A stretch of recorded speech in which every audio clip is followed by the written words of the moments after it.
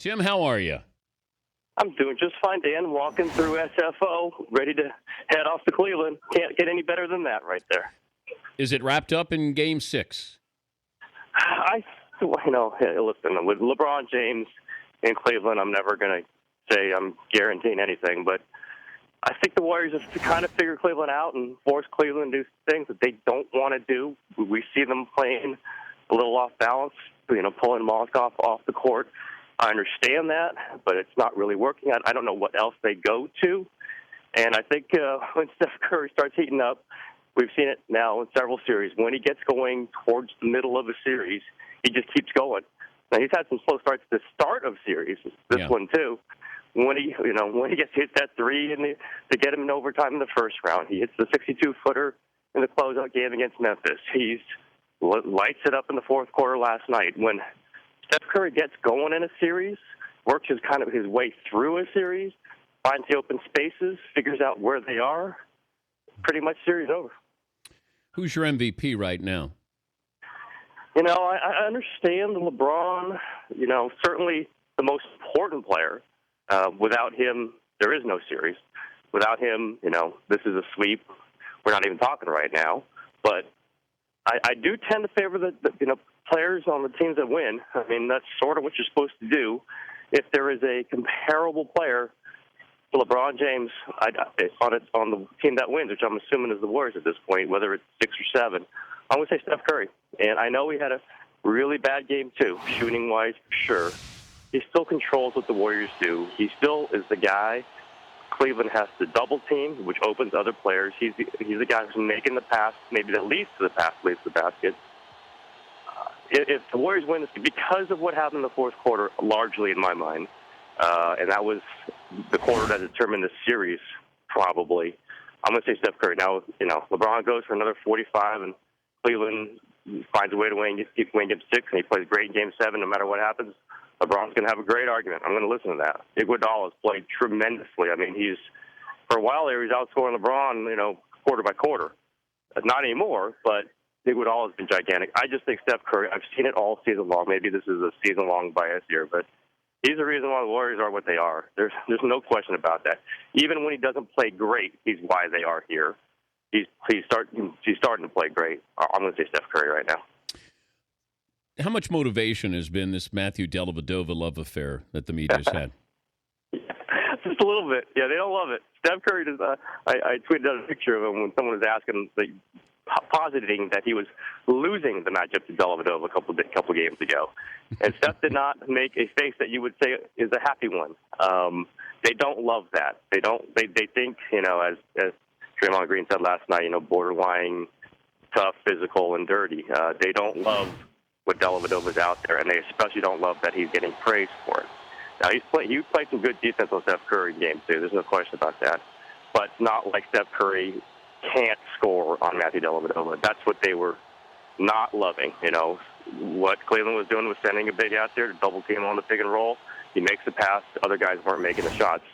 Steph Curry had to force the shots then against the double team. He was not making them. Now he's making them. And that's largely a factor of just Steph Curry's greatness, not of whatever anyone else defensively does against him. That's what I wrote. I believe I wrote this after Game 2 going into Game 3.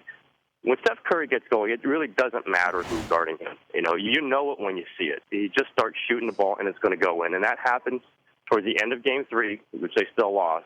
But when Curry kind of hit 3 or 4 threes in the fourth quarter to kind of key a rally, they almost steal that game. It didn't matter if Matthew Dellavedova was standing in front of him. It doesn't matter who's standing in front of him. He's going to make those shots because that's the season he's had, that's the shooter he is, and that's the rhythm he gets to as he works into a series. So, yeah, they were not thrilled about it. It's kind of coming out. They don't believe any one guy can stop Steph Curry, and they sure don't think it's Matthew Dellavedova. If I talked to you when Mark Jackson was fired and said this team's going to win it all the following season, what would you have said? I didn't know. I mean, they certainly had a lot of players. I mean, they had talent. I thought Mark Jackson maximized a lot of it last 2 seasons, and I've always given him credit for that. I thought they played real hard for Mark. I thought he made them into a defensive mindset. He created a kind of a chemistry in that locker room. Didn't know what Steve Kerr was going to bring. Really didn't know. I mean, if you said they've just hired Phil Jackson, I would have said, yeah, they got a shot at winning a championship here. That's talent they had if they figured out kind of how to work the offense a little bit better to kind of get away from some of the locked-in isolation sets that Mark likes, which I understood, but in the playoffs, I think you need a little more free-flowing, and so I didn't know. Now that we know Steve Kerr can think his way through a series as well as anybody, who's coached better in these playoffs? Who's made adjustments in a more timely way, in a more successful way than Kerr? Nobody. Really, no. I mean, he's out-coaching Dave Blatt. I hate saying it like that, but he's made moves that have worked. Kerr and Blatt's counter moves have not worked. So at the time, I didn't know. Nobody knew. I don't think Steve Kerr knew what was out there. Certainly the players didn't know. Right now, or I'll say a month into the regular season, which is about when I started thinking this team was good enough to win a championship, I said, yeah, absolutely. When you knew what he could do, when you knew what his feel for the game was, what his feel for now, what his feel for a playoff series is, absolutely. But at that time, nobody had any idea. Tim Kawakami, columnist for the San Jose Mercury News, joining us, Dan Patrick Show. How do you find LeBron post-game? Yeah, you know what? He's been saying some goofy things after the game. This is not the first time, he's the greatest player, kind of volunteering. He is. I mean, I'm not disagreeing with anything he says. I think a lot of people think he says things kind of to send a message to his teammates. I think we've seen LeBron. He's like sending messages to himself. I am great. You can do this. Look in the mirror. No one can beat you, LeBron. That's all right. It just comes off strange. Other great players don't tend to do this. We didn't see Michael Jordan declare himself the greatest. He just was. Kobe Bryant just dares you to assume anything else. Tim Duncan certainly doesn't do this. Steph Curry doesn't do this. I just accept this as part of LeBron's kind of love-hate relationship with the world, where he wants acceptance so much, but he also wants to just claim it for himself and not want people to care.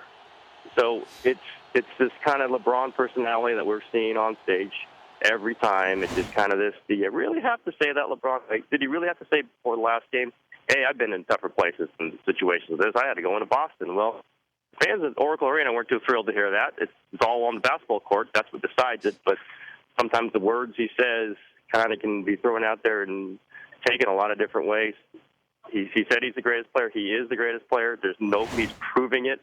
I don't care what the shooting percentage is in this series. He is by far the most talented player, obviously, in this series.